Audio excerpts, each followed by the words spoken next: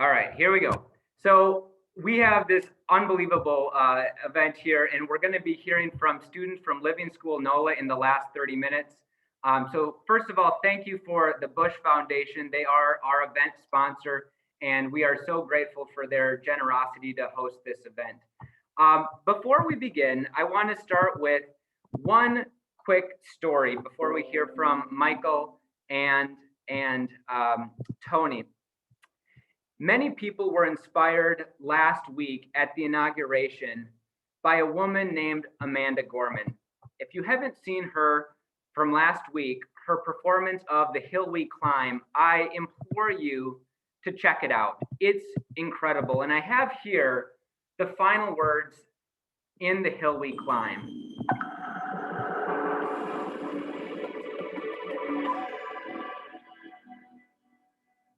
The new dawn blooms as we free it, for there is always light if only we're brave enough to see it. If only we're brave enough to be it.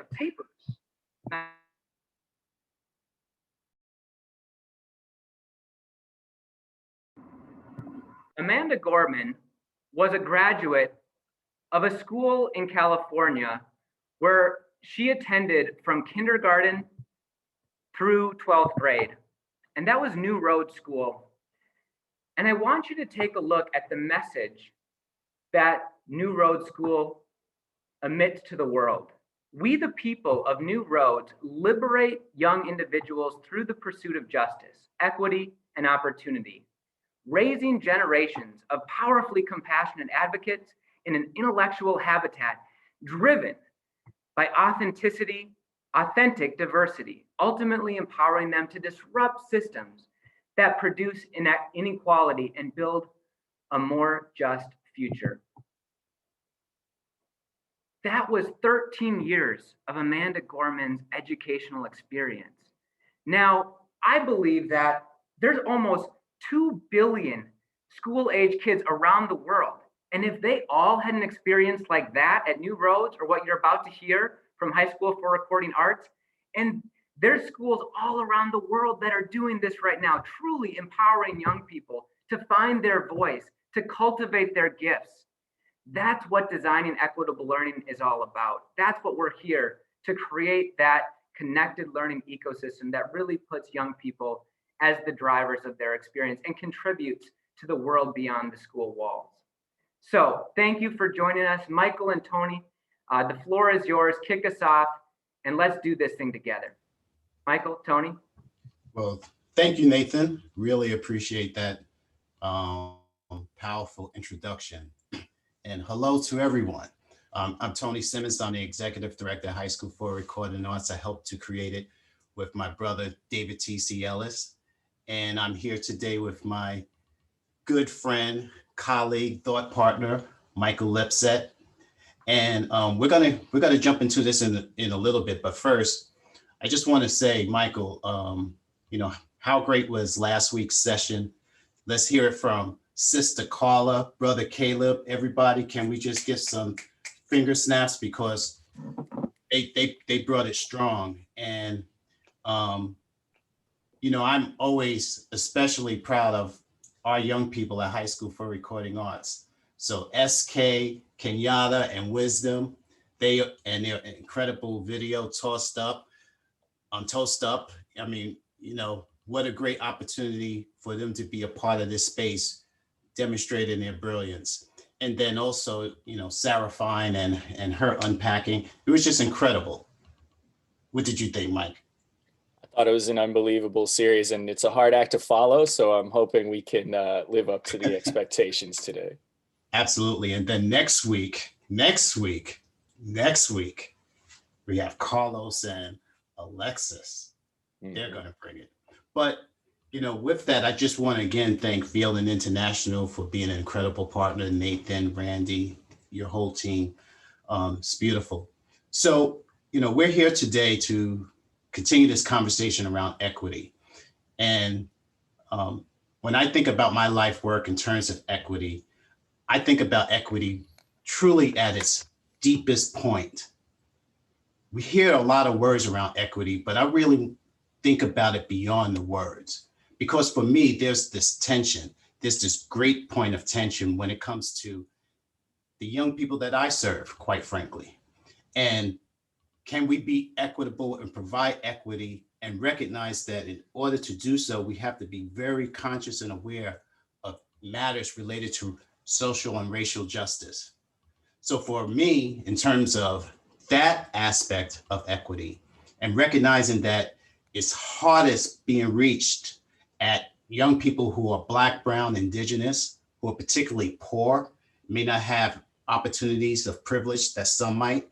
And that's what my life work has been about. And that's what Michael and I are going to share with you about our respective stories, as well as how we come together in the work that we do at High School for Recording Arts. Because just like may have heard from High Tech High, that High Tech High is a equity project. High School for Recording Arts is not a trade school. It's an equity project with a particular focus around social and racial justice. Just like High Tech High is not a coding school, it's an equity project. And it's so important for us to understand that what we're talking about was brilliantly captured when Nathan shared, the mission from the school Sister Amanda Gorman attended. So, again, thinking about equity and thinking about it, the fact that for young people who don't have the ability to have issues related to their needs, because that's what it's really about, focusing on their needs that might be provided if their parents may have some means and able to really fill in those gaps. But what happens if those gaps can't be filled? What happens if they're in a space and in a condition and in a community where the school really is driving that? So for me, when I think about all of that, I think about how I grew up, coming out of hip hop culture, growing up in New York in the 1970s, where there was no more money for school arts programs, and things just seemed to be falling apart around communities, especially the most vulnerable communities. And out of that rose this incredible culture of hip hop. And I think about the fact that those young people found something in themselves to bring forth their needs and really demonstrating to the world of what their brilliance was. And so taking that and then thinking about our school, High School for Recording Arts, which was created in the 90s, still after hip hop in the 70s, where those equity needs were still there, and seeing it manifested in the young people who were showing up at our recording studio every day, but not in school. School had kicked them out. They couldn't relate to how these young people were showing up, who they were, their essence. And yet, even to this day, where we see that despite the 20 years of work we've done across the nation, so many young people that again look like whom we serve are falling through the cracks. I see it most clearly when I think about the 5 million young people at any given day who are pushed or kicked out of school, not employed. That is what drives my thinking. That's what drives the work that we do in terms of High School for Recording Arts. So we're using hip hop kind of as a backdrop and for really the framing of our conversation. And Mike, why don't you read the quote that we have on the screen and provide a little context, and then I'm going to segue in one last time before you start with our points. Sure. So thank you, Tony. Hello, everybody. It's a pleasure to be here. My name is Michael Lipset. I am the Director of Social Impact at the High School for Recording Arts. I'm also a course lecturer at McGill University in the Department of Education. I'm going to be bringing some more theoretical level contributions to our conversation today, and want to offer this quote to begin our chat. Thank you, Tony, for that amazing introduction. So this comes from Christopher Emdin, who many of you may know, an associate professor at Teachers College at Columbia University. It says, when a student is brilliant on the street corner but falling asleep in class, something is wrong with the schooling system. It's one of Tony and I's favorite quotes. And Tony, I want to pass it back to you to talk a little bit about why. Yeah, so, we're using Christopher Wallace as a focal point of what we mean about really getting to that greatest tension point. We know that Christopher Wallace, as a hip hop artist growing up in Brooklyn, New York, was sucked in by street life and culture.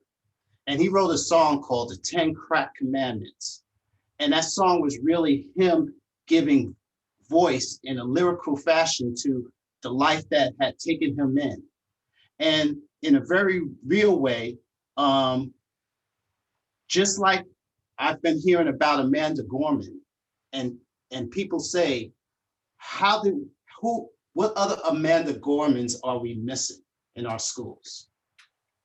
I say, what other Biggie Smalls are we missing in the schools as well? And when we think about that question, we think about it in the sense that we have a lot that we can learn from the Amanda Gormans as well as the Biggies. So we're using as a backdrop to our conversation the 10 Crack Commandments, except we're going to give it another name. We're going to call it the 10 Equity Commandments. And we're going to use the guidance that Biggie brilliantly brought to us in terms of introducing that when he talks about it being that these were the rules of the street life, that he wrote himself a manual, a step-by-step booklet to keep your game on track. In a sense, Biggie was providing a TED talk to the hood. And in that sense, we want to use that again as a backdrop, and we want to talk about what we have learned, what we have experienced over 10 years, what we feel is a guide towards thinking about equity at its greatest tension point. And the beauty of it is, if we get it right for the Biggie Smalls, we're going to be able to get it right for every young person, because every young person deserves equity and to be aware and conscious and a fighter for racial and social justice. So with that, let's go to number one. All right. So Tony and I are going to do this together. We've got 10 commandments and we're each going to take 5. The first is issue no commandments. And we say this because in order to do the radical work of designing liberatory and not simply equitable learning spaces, we must recognize the fundamental necessity to break down binary ways of thinking and being. In this way, though we've curated these 10 commandments, we also recognize that to issue a commandment is to neglect the depth of nuance necessary to do the radical, transformative work of the liberatory education for all students. At HSRA, this means personalized learning that is teacher-powered. These 2 elements make each learner's educational journey unique to them, and each teacher's response empowered to meet the needs of each student.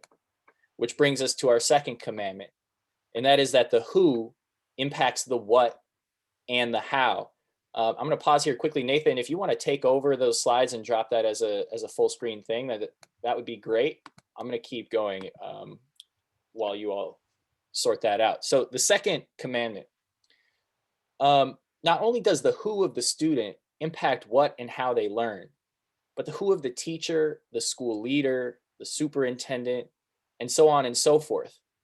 When we had successfully raised the funds to open a new high school for recording arts in Los Angeles, Tony and TC were gracious and kind enough to ask me to be the school leader. I was hesitant because I'm a cis white man from Minnesota. I didn't know LA well. I don't speak Spanish. And I valued at least those characteristics in our new school leader. What they knew then, but I only learned later, was that who you are will help determine what you do as an educator and how you do it. While I wasn't able to speak with my students and their parents in Spanish, I was able to contribute to the growth of the organization in other ways that were authentic to my ability and social location. For many reasons, working in a classroom or a recording studio hands-on with the students is actually the least appropriate place for me to be.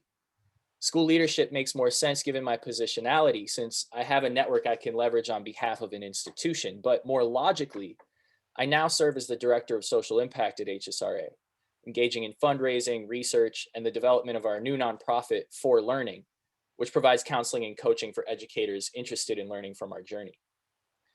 So to the white educators on this call, you might be wondering how to ensure the proper use of your power and privilege that comes with your race.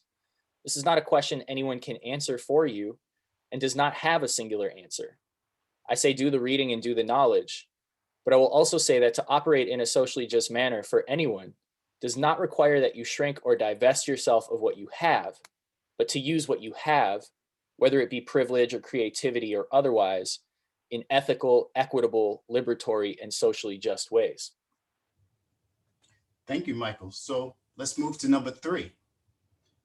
Except you were not in the plan. I think I realized that as a young African-American boy growing up in Brooklyn, New York by first grade. I couldn't articulate it, but I knew that the culture and experience that I had in my neighborhood, in my home, was different than what I was experiencing in my New York City public school. And that there was a disconnect. And the first time that I began to see some light at the end of the tunnel was when, for the very first time in the 3rd grade, middle of 3rd grade, my teacher introduced this tall, handsome African-American male who was going to be our music teacher, and brought in a cardboard box of plastic flutophones for us to express our creativity. And from that point on, my only connection really to school, even though I was a compliant kid, I always did the right thing, was that expression, that self-expression. I knew enough, and I had the support in my family enough to do enough to get by and even excel in some areas, but I didn't feel it. And I think that when I personally saw the young people coming to high school for recording arts and hearing their stories of disconnection, I knew intuitively, even though I probably couldn't articulate it then, that what they were saying was true. The system wasn't designed for them. And from that, you realize that if you're going to do this work to engage them, disruption, despite being a creator, disruption is what you have to feel in your bones, and you have to have as the driving force, because how else can you really make sense of this if the plan, if the system isn't designed? You have to create something new. And 4, find your truth. Never stop exploring it. Even in that quest, and even in terms of figuring out that something's wrong and something new needs to come about for these young people who look like me, I have to do my own self-inventory, my own exploration, my own going back to my ancestors and figuring out how did they deal with same kind of battles and fights, and figuring out even my own biases. The fact that I grew up with 2 parents, loving parents, working class, but a lot of the young people that I'm working with never had that. And that I come with certain biases too. So doing that deep exploration and understanding that, my journey is a part of their journey. That journey connects us on a human level. So I don't see them as the other, I see them as me, irrespective of race, irrespective of class. So Michael? Tony, I appreciate your recognition there. It segues nicely into number 5, which is that we are problematic. This is our gift. In a world where, except for our Indigenous and Latinx family, whose territory is now referred to as the United States, we're all here under false pretenses. Whether we chose to come or our families were forcibly brought here, almost everything we do is laced with a colonial white supremacist presence. And in that vein, I want to take a moment to acknowledge that wherever we are, we're likely tuning in, unless we're international or otherwise, from what was a traditional Indigenous territory. I would normally be zooming in from the Ghanaian Gahaga Mohawk territory. I want to acknowledge that we are on generally stolen land. And with that, I will move on and continue with number 5 to say that whether we're white, black, brown, able-bodied, cisgendered, neurotypical, first language speakers, and beyond, we each have unique problematic components to our identity in relation to the other. Personally, as a white person, and for those listening, I recognize that in this moment, I am centering whiteness. I do so because I bring the only representation of whiteness in this series, and because I think, given the whiteness of the education profession, it's important to address whiteness and white educators directly. So I'll say that as a white person, particularly one in my body, a white Jewish man, a white man of Jewish descent in a middle-class upbringing, I recognize I hold almost every form of privilege possible in the context of the US and many parts of the world. And this means establishing and maintaining a critical sense of humility, among other things. But each of these characteristics, cross-cut with language in certain contexts as well, confer power and privilege in different ways upon each of us. So the question is not, am I problematic? It's who am I? How am I problematic? And what will I do now that I've recognized my personal location in this fight that implicates us all? Well, again, great segue to number 6, Michael. Co-design space for truth and freedom. Accept all, then believe what you see. So for us, in that disruption and recognizing our own selves as we see our young people, how do we then allow them to come as they are authentically, even if they come raw, even if they come from a background and a predisposition that may work against our own particular values or our own comfort. In a very real sense, what we're doing in our space is that we're creating a space. We're creating the opportunity for our young people to experience the act of being free. When so many of the young people we engage with, again, Black, Brown, Indigenous bodies, are controlled and want to be put in structured environments out of fear, out of discomfort, our attitude is to break that absolutely, totally down, to give them that sense of freedom. So, one thing I think about, we spoke again of Amanda Gorman, who I and my daughter absolutely love. I mean, we watched her multiple times. But then I also think about the other poet again, Christopher Wallace, Biggie Smalls. What if he showed up to the schoolhouse doors with all of the attitude, the look, the lived experience of, say, a young Latinx man who has been taken to the streets? How much do we feel you must strip away of all of that to finally feel comfortable engaging with him or her?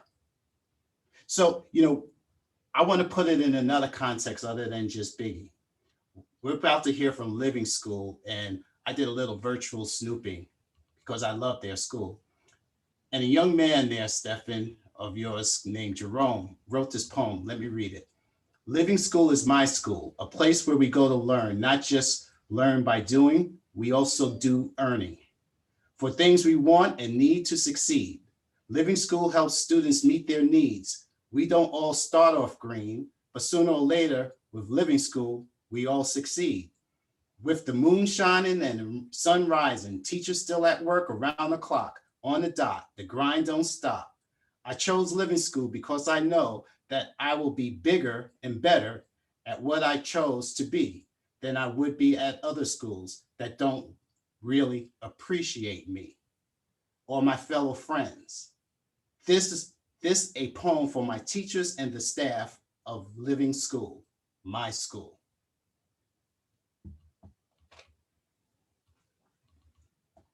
Michael? Wow. First, thank you so much for sharing that. I would just ask in response, when we think about stripping students of those parts of themselves that rub us as educators the wrong way, we also have to ask, what magic are we trying to snuff out? What beauty are we trying to fit into our box, as opposed to understanding, what their true potential might be? So number 7 says the work is never finished and spans space and time.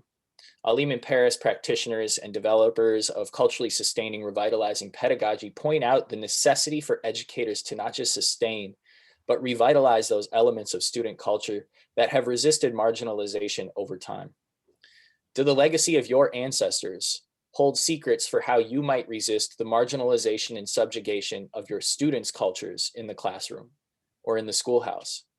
And what elements of your students' cultures should they be learning in order to better understand how to resist the ever-present pressures of oppression and marginalization? And recall that the systemic function of white supremacy in particular impacts people based on race, gender, and socioeconomic status. So to refer to it is not to reduce our challenges to race, but to complicate them in an intersectional feminist way. This is the work that never finishes. It's the work of maintaining a critical reflexivity, which must be active, so that when we stop acting, we begin flowing with the tide of the status quo. And that tide is the tide of oppression. As soon as our students start to learn about who they are, what beauty their pasts hold, how these histories inform their current identities and realities, they begin seeing themselves in the classroom and in their learning and in the adults guiding them. Which brings me to number 8, and that is dynamics always shift, so we must always learn. In the sense that oppression and marginalization are the status quo today, we have to have hope that we're working for a new status quo where the opposite is true. The dynamic, nuanced, non-binary lens required to actively deconstruct our world as educators and our students' world as learners requires a keen attention to the very subtle ways in which the world around us and them continues to ebb, flow, and change. What ideas we had for today may not hold water tomorrow. When HSRA opened up, it was so far ahead of its time that only today are more schools catching on to the competency-based curriculum, personalized learning plans, advisory model, project-based learning, internship-based 21st century skills training program that we've been cultivating over the last 20 plus years. Now that more and more people are waking up to these best practices, we have to keep focusing on our own reinvention and remix ourselves to match the needs of the world around us. Throughout the pandemic, our at-home learning kits for deeper project-based learning and our Job Squad internship program have been two such innovative responses, we believe, to the pandemic that we're particularly proud of and would love to touch base with anyone interested in learning more about those. Thank you. So we're at our last 2. So number 9, don't sleep on nothing. I'm purposely using that vernacular to connect again to the culture that, hip hop and a lot of the young people we come from and myself, we connect with. We know intuitively in our bones what that means. And what I mean by it in this particular context is that we must realize as we're disrupting and creating and we're providing liberatory space for our young people who are at the furthest margins of the needs, equity needs that we're talking about. We realize that there are little things that can pull you away from what you're trying to do when you're in the business of creating and operating schools. You got to pay attention to everything. The system still is there, still designed for you not to succeed. And if you're not doing what Dr. Wayne Jennings, who was my first mentor in this way of thinking, told me in his writing and verbally about comprehensive change, that you can't just be into teaching, but you're not paying attention to the budget. You're not paying attention to the conditions of your facility. You're not paying attention to the governance aspects and the community building and giving them voice and a place in the work that you're doing. You literally have to be sweating the small stuff. It's literally about that every single day, and always be hyper vigilant on what might cause you to move away from doing the things you need to do for your young people. So last, we're going to end with how any conversation about equity, social and racial justice should end, and that's on love. Love is the last word. Love the journey. If you don't understand how hard this work is and how many sleepless nights you might have and how many frustrating moments you might have, and you see the stories of your young people and you understand that each and every one of them deserve your best, again, irrespective of race. But if they come with a story that just tears at your heart, it just makes you feel, how are you going to continue to do this? If you're not still loving it, loving the journey, you shouldn't be doing this work. You gotta love it. We got to love each other. We got to love, the process of this struggle. And with that, I just want to thank you all. I can't believe we pretty much did this within a half hour, but we did, Michael. We were close. And thank you. This is an ongoing conversation, and we're deeply appreciative of everyone's intention and look forward to the conversations in the breakout rooms. But thank you again. Thank you, everyone. Thank you, guys. Wow. Just the depths of the work that you're doing at High School for Recording Arts is just, if anyone here isn't familiar with what they're doing, look deeper into what they're doing. They're doing it for real, and they're doing it with grace. They're doing it with love. Check out that school. Learn the ways of High School for Recording Arts. Thank you, Tony and Michael. Our next part of the session today, we'll go out into breakout rooms. We want to start addressing actions. We know the real work is outside of our time together. The real work is localized, it's contextualized. So we want to start this conversation that we're going to break out to with a single question. What actions can we take that will empower young people to be community difference makers?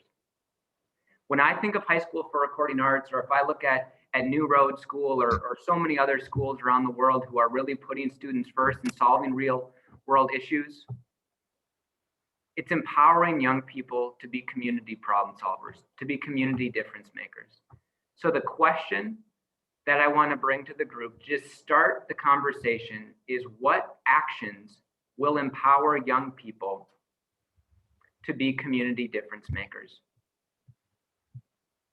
All right.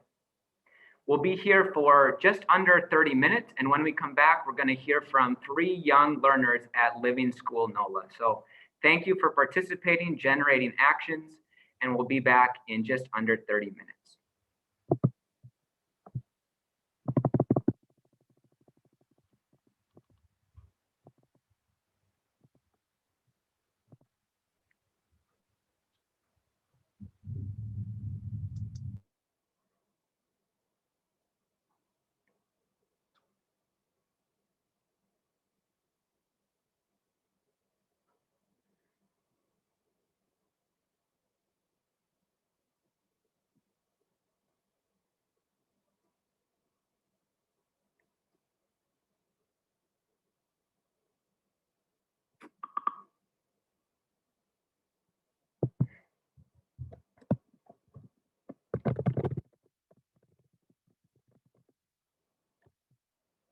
Wow, I made 4 new friends.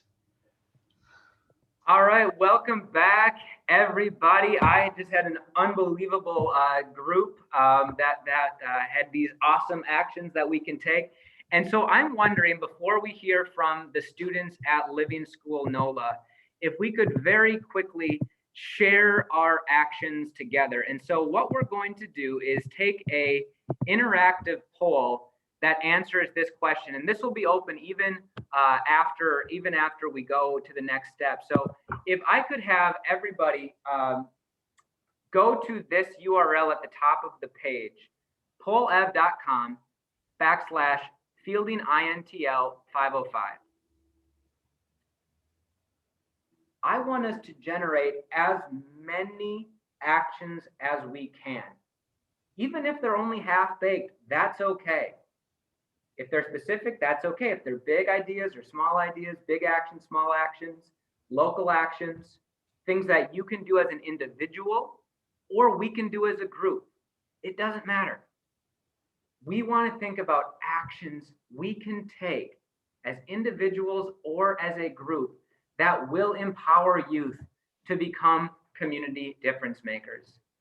And just to know where this question came from, if you haven't yet had a chance to read this amazing book, Difference Making at the Heart of Learning by Emily Leibtag and Tom Vander Ark, read it, get it. It's incredible. It is such a powerful story of what's already happening in communities all over the country and all over the globe that are really putting learners first. that are really making difference making at the heart of learning. So let's keep populating these actions. Keep putting as many actions as you can. Reflect on what you just heard from your in your small group discussions, and put your actions in here. So I'm so excited to pass the mic over to Stefin Pasternak, the founder and director of Living School Nola, which is doing incredible things. You're going to hear from a few students there. But thank you for putting your actions in here, because it's going to be actions that we take after this call, asynchronously, local actions. So thank you for putting these into this poll. Stefin? Peace, Nathan. Thank you so much for having us, y'all. It's a pleasure to meet y'all. I'm very humbled that you guys would invite our Living School family to join you guys today. There's so many folks on the call that we like profoundly respect and admire, and to be speaking with y'all alongside them is an honor. Like Nathan mentioned, we are Living School in New Orleans. I'm one of the team that's been working to open this place since 2012. We actually just opened our doors last year to our founding group of students. And we are in our second year now. So we've got 9th and 10th grade. We've got about 100 amazing, we call our students legends here, because we want to connect them to their deepest power, their greatest potential. You heard Tony share a poem from one of our young kings, 9th grade legend, Jerome Benjamin, about how he feels about this school. And so many young people find us through many different avenues here. A really wide array of students who come with variety of backgrounds, interests, and folks who are finding us because they are wanting something more than what they're finding in other schools. And we try to do our best, no matter what the young person needs, to suit them. Obviously, I know that there's many veteran educators on the call who've been running schools for 5, 10, 15, 20 plus years. And so I know we're babies right now. And so we probably have a lot more to learn from y'all than you guys have to learn from us right now. But, I want to say, each young person that walks through our doors has a tremendous amount of potential and specific dreams that they are trying to chase. And while we've built a really, a school that we're really proud of and that we think has a lot of remarkable things to offer, it's our duty and our obligation to change our school for every student that comes here, to make sure that it is uniquely suited to their well-being. I'll share just a couple of things that make Living School different, and then I'm going to pass the mic to some of our young people, because I know you want to hear from them more than you want to hear from me. I think I've got at least 2 on the line right now. I know the third was having computer problems before, so I'm hoping she'll be able to join us. I'm trying to buy her an extra minute to get logged on. But, a couple of things that make us different. I'll share briefly. Our organizing started in 2012 when I was a 6th grade writing teacher at a charter school here in New Orleans that at the time was receiving a lot of national attention for the supposedly good work that we were doing. And I don't want to throw any shade. There was definitely a lot of hardworking people and definitely some good work happening there. But a lot of that was part of this broader narrative about this chartering that was happening post-Katrina in New Orleans that was deeply problematic, racist, and built on some bankrupt notions that need to be challenged. And so long story short, as we were getting all this attention, we started organizing ourselves to say, what did we really believe in? And it took us 1.5 years of community organizing to come to the answer. We believed in a school that was about centering the well-being of young people, communities, and environment. So when you see on our website that our mission is to cultivate equity, that's what we mean by it. We measure equity and well-being. So we measure equity, we measure our mission by the well-being of our students, their communities, and our environment that supports us all. And of course, that's a set of relationships, that it's an ecosystem. Well-being is a balance, is right relationship. And so you'll hear from some of our young people today who are living out some of our design principles. Is in that organizing, we named 5 ways that racism and oppression were manifesting in our school that we wanted to solve and look for solutions. And when I say we wanted to solve them, it wasn't that we were coming up with anything innovative. We don't like that term innovation. Nothing that we're doing is new. It has strong historical precedent. Many of you guys in the room have been doing it for much longer than we have, as well as our indigenous ancestors who've been doing this, right? When we look at indigenous models of education, almost universally across cultures, no matter what continent and what part of the world these people were indigenous to, some of these principles remain true. And so rather than being innovators, we're trying to return the education we're doing to its indigenous roots. And so 5 of those things that are really important to us. One is that, we want to make sure we're teaching the right things. At this school that was getting all this national attention, the curriculum had really been dumbed down to English and math. literacy and numeracy.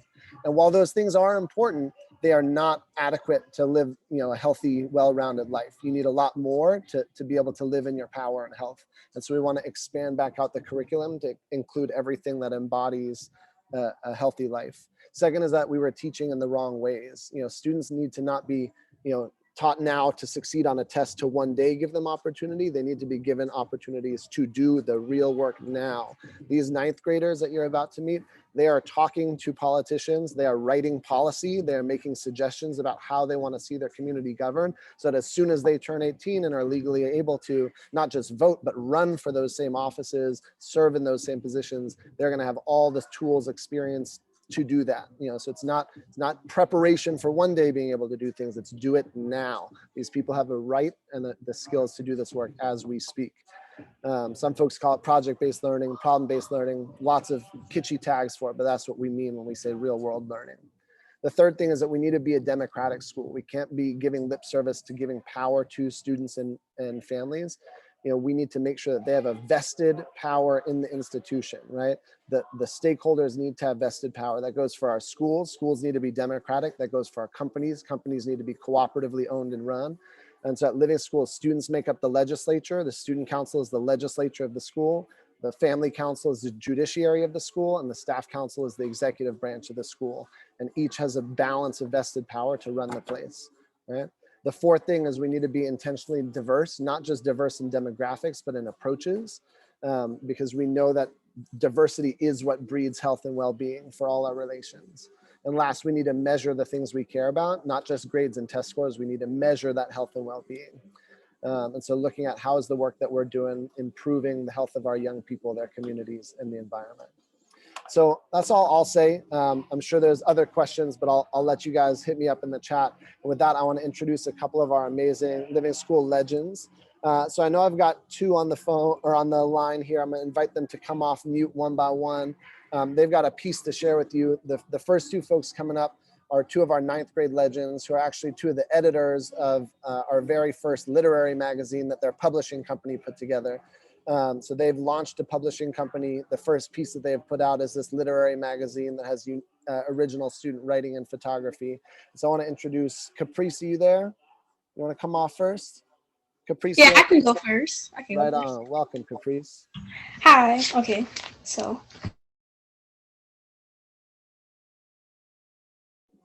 We just lost your mic, Caprice.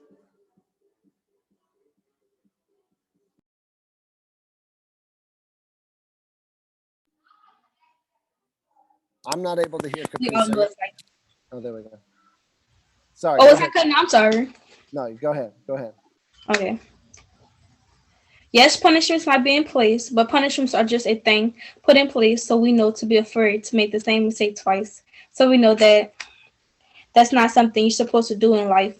Even though you might enjoy making the mistake, or let's not call it a mistake, because let's be honest, jumping off a bridge into a never-ending amount of water is not a mistake. Maybe just a decision that wasn't really thought about too heavily. So I encourage you, while you're young, to make a decision that wasn't really thought full out, or even just to enjoy this thing that we believe is forever, but not really forever, that we call life, while you can. Because when you can't anymore, you're going to probably regret you didn't pick that flower, make friends to laugh with, find someone to hug on, or even just to hold on to. Just promise me you'll enjoy life while you have it to enjoy.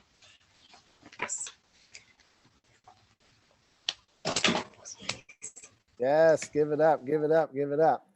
Awesome. And another one of Caprice's colleagues is the young Queen Nia Jackson. Nia, you still on the line? Hi. Okay, so I'm gonna read my poem. It's called I Am.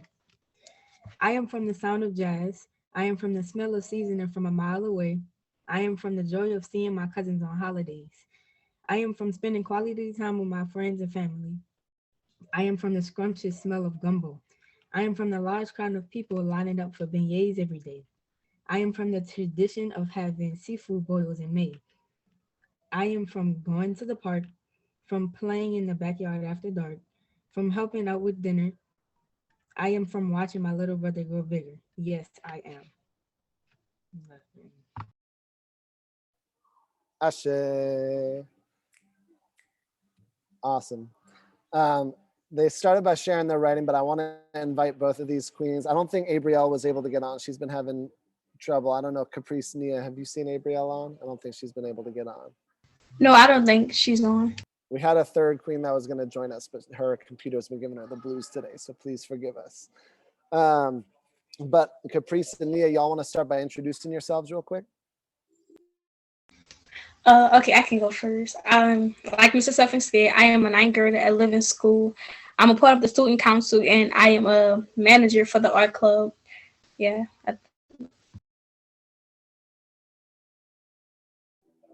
Well, and not even art club. It's a brand new arts collective that you guys just launched with your first project this weekend. You want to tell them the name of it?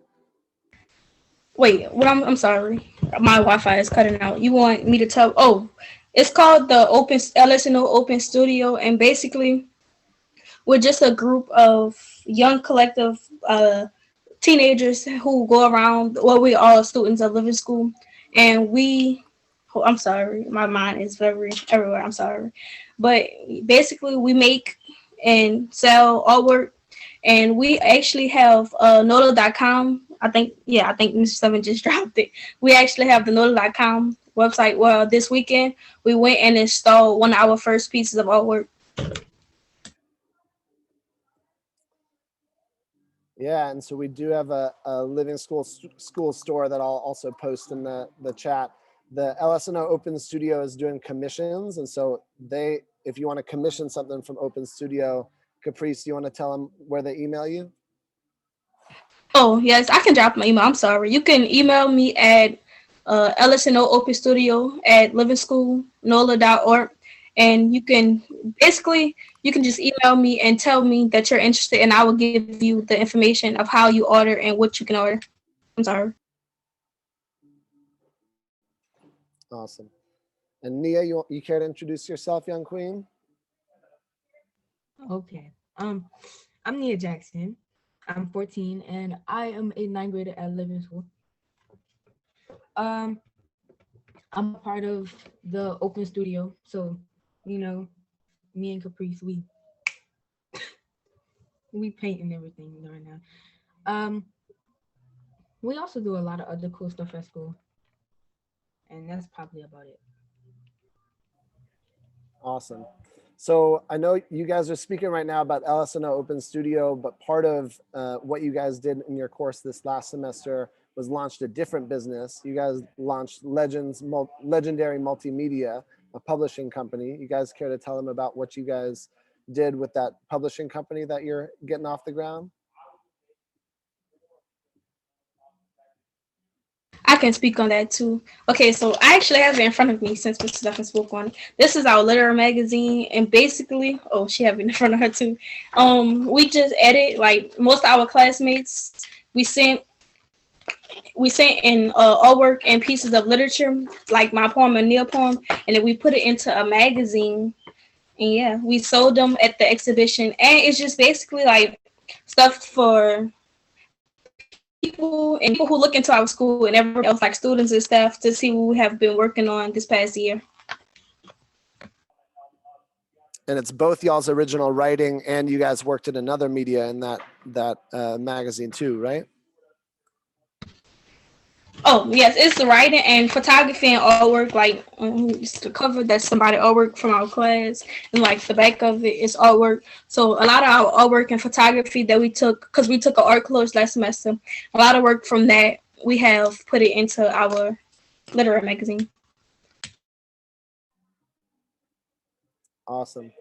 So I know part of what we were invited here to talk about too, Caprice and Nia, you guys are going to a very different school. And as you guys heard the rest of this, we've got educators on the call from all over the country, maybe even all over the world, who are either currently running really amazing schools or trying to evolve their schools to be more amazing. And so part of what they want to know is what y'all's experience is like as a student at Living School. So I know we're short on time here, so we'll keep it brief, but I want to invite these two ladies to speak on a couple quick questions. So ladies, the first thing is, what makes your experience at Living School different from, a traditional school, either the traditional middle school that you went to or some of the experiences your friends are having at the more traditional high schools in New Orleans? I've been talking a lot. Neil, you can go. I'm sorry. So I think the biggest thing for me is that it's not like a regular school, like you said. It's like everybody there, they treat each other like their own little community. Like we're our own big family. So I think that also brings people closer together and everything, care for one another.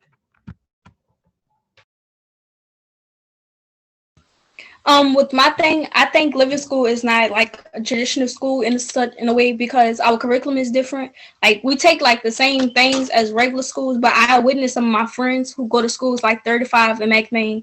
They have a lot of their classes like all in the same semester. Like they take math, English, quest for success all in the same semester. But Living School, we break it down so it helps us not be too overwhelmed, and like we can take dual enrollment classes so like we can better ourselves and we won't be too overwhelmed at the same time, unlike a traditional school.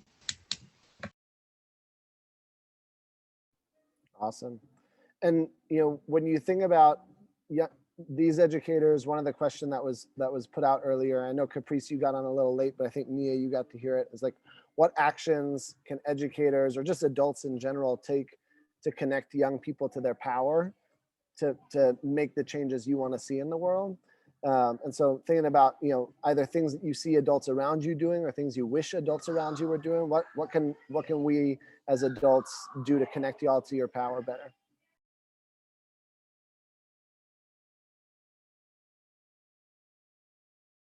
Yeah, we could go. You can go first, and I'll answer afterwards if you want. Okay. I don't know specifically, but I've said this before.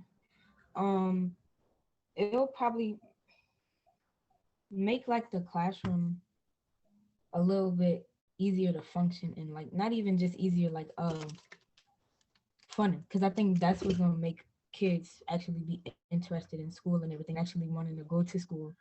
And then it's gonna have a good outcome too, because it's gonna prevent kids from being in harm's way and doing bad things.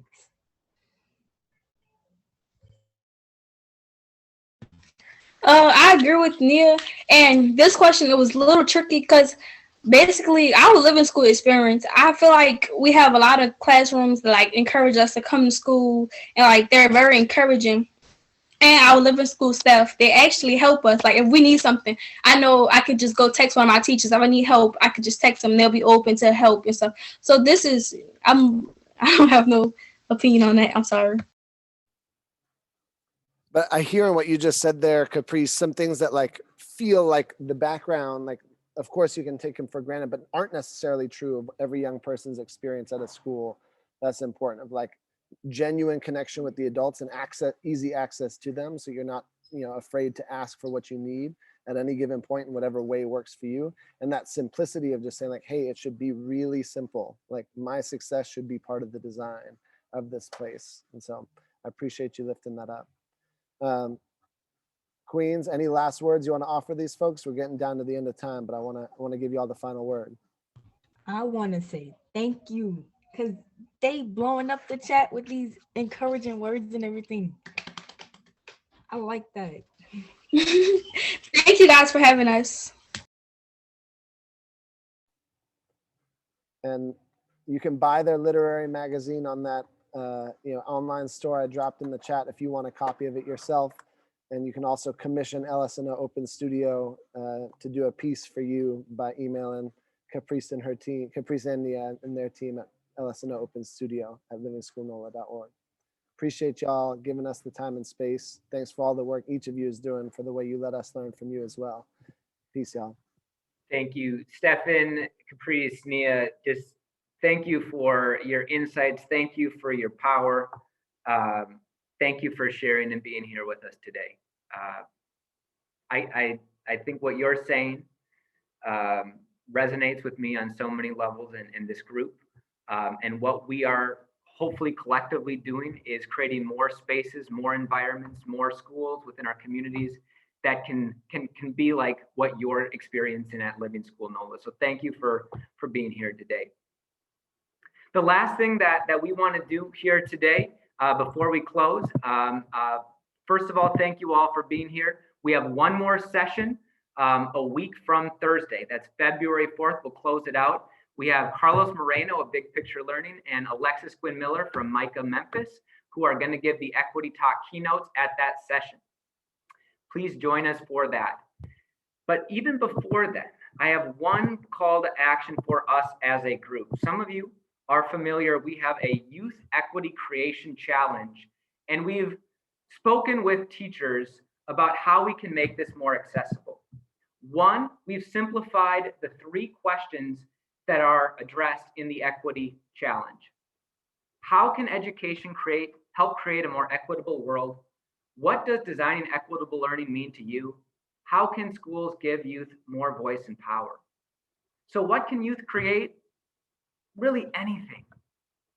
A short essay, a TikTok post, a graphic design. It could even be as simple as a selfie video, or what Nia and Caprice just shared with us, a beautiful poem that you wrote. What does equity mean to you? How can schools give more voice and power to young people? We've also delayed the deadline. We're going to accept submissions until a week after our finale to give you, your communities, more time to reflect on this and to create our equity artifacts. I shared with you in the chat the slide deck where you can get all the links that you need to do this. And finally, one specific thing that was asked for by teachers was a lesson that you could facilitate that we designed. It's meant for middle and high school age students. It's meant to take about 60 minutes. It's really just a guided conversation that you can have with your students that culminates in the creation of this equity artifact. What we've done is found a series of short videos that will help guide a conversation around the 3 questions that we asked.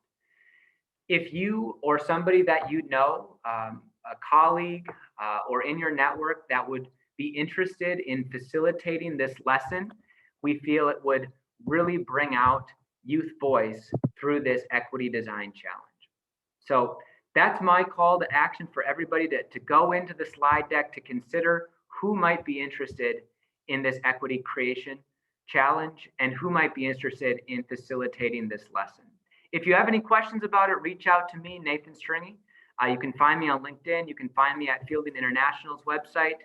And I hope you can join a week from Thursday, February 4th, for the finale of Designing Equitable Learning. Tony, I think you're going to close us out. So Tony, you have the last word. Thank you, Nathan. And not that we needed any proof, any of us on this chat, but clearly there are many more. Caprice and Nia showed us that there are many Amanda Gormans. So let's just celebrate those 2 beautiful queens and thank them from the bottom of our heart for gracing us with their presence and their beauty and their creativity and their brilliant minds. With that, the mic is dropped.